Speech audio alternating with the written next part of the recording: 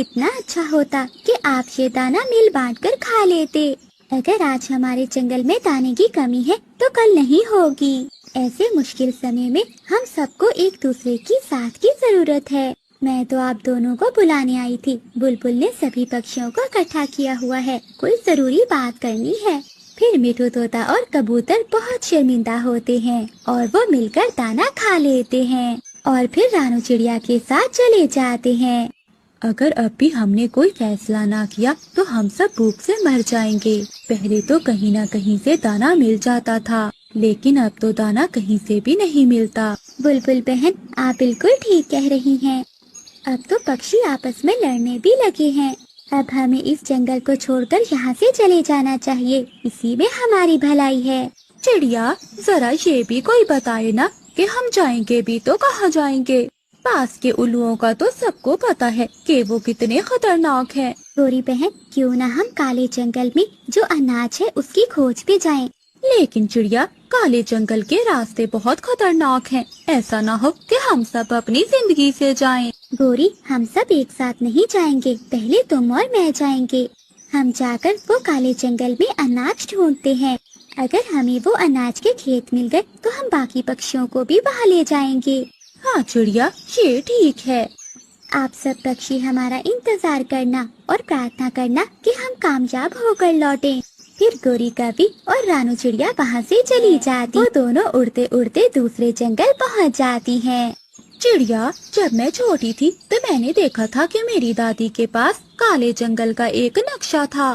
اگر میری مانو تو میری دادی سے وہ نقشہ لے چلتے ہیں، اس نقشے سے ہمیں دشا کا بھی پتہ چل جائے گا۔ گوری، اگر ایسا ہے تو ہم نقشہ ضرور لے لیتے ہیں، لیکن تمہاری دادی کا گھر کہاں ہے؟ اسی جنگل میں گھر ہے میری دادی کا۔ پھر وہ دونوں گوری کی دادی کے گھر کی اور چل دیتے ہیں۔ نمستے دادی جی، کیسی ہو؟ گوری، ڈرا دیا، کتنی بڑی ہو گئی، لیکن ڈراتی اب بھی ویسی ہی ہو، میری تو جان ہی نکال دی۔ بتاؤ کیسے آنا ہوا؟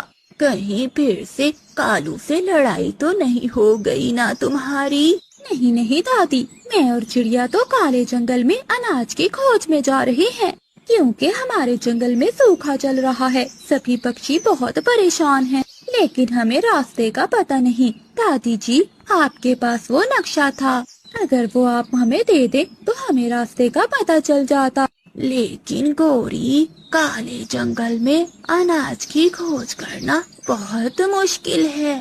گیا تھا تمہارا دادا ایک بار، لیکن وہ ناکام ہی لوٹا تھا۔ تم یہ نقشہ لے جاؤ، ہو سکتا ہے کہ جو کام دادا نہ کر سکا ہو وہ اس کی پوتی ہی کر دے۔ ایسے گوری کبھی اور رانو چڑیا وہ نقشہ لے کر وہاں سے چلی جاتی ہیں۔ یہ دیکھو چڑیا، کالا جنگل پورب کی طرف دکھاتا ہے یہ نقشہ۔ گوری، یہ لال نشان کیسے بنے ہوئے ہیں؟ چڑیا، یہ نشان خطرے کے ہیں، یہ علاقہ بہت خطرناک ہو سکتا ہے۔ گوری، ہم ایک اچھے ارادے سے جا رہے ہیں، اوپر والا ہماری ضرور مدد کرے گا۔ پھر وہ وہاں سے چلتی ہیں، اڑتے اڑتے انہیں رات ہو جاتی ہے۔ چڑیا، یہ وہی علاقہ نقشے پر لال رنگ کا بنا ہوا تھا۔ گوری، رات بھی ہو گئی ہے، اب ہمیں یہ رات یہیں پر گزارنی ہوگی۔ ہاں چڑیا، اور ہم کر بھی کیا سکتے ہیں، رات میں ہم دشا سے بھی بھٹک سکتے ہیں۔ پھر وہ دونوں ایک پیڑ کے نیچے بیٹھ جاتی ہیں۔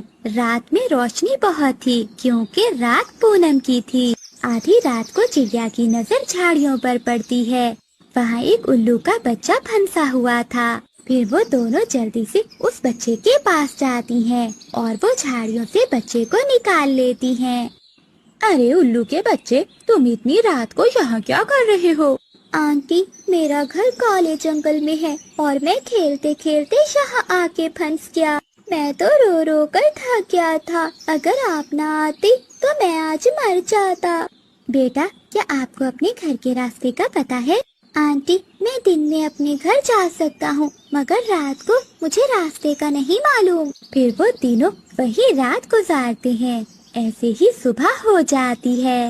چڑیا، ہم نے بھی تو کالے جنگل کی اور ہی جانا ہے، کیونکہ وہ اناج کالے جنگل کی دوسری اور ہی ہے۔ پھر وہ دونوں الو کے بچے کو اپنے ساتھ لے کر اڑ جاتی ہیں۔ उड़ते उड़ते वो दूर निकल जाती हैं और फिर काला जंगल शुरू हो जाता है।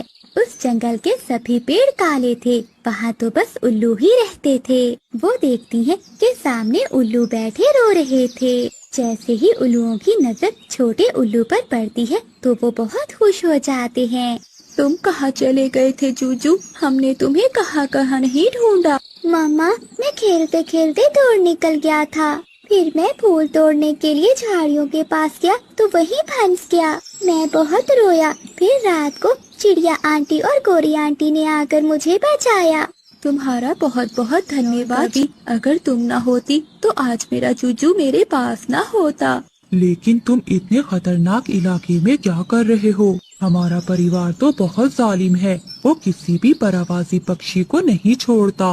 उल्लू भैया, हमने अनाज ढूंढने जंगल के पार जाना है।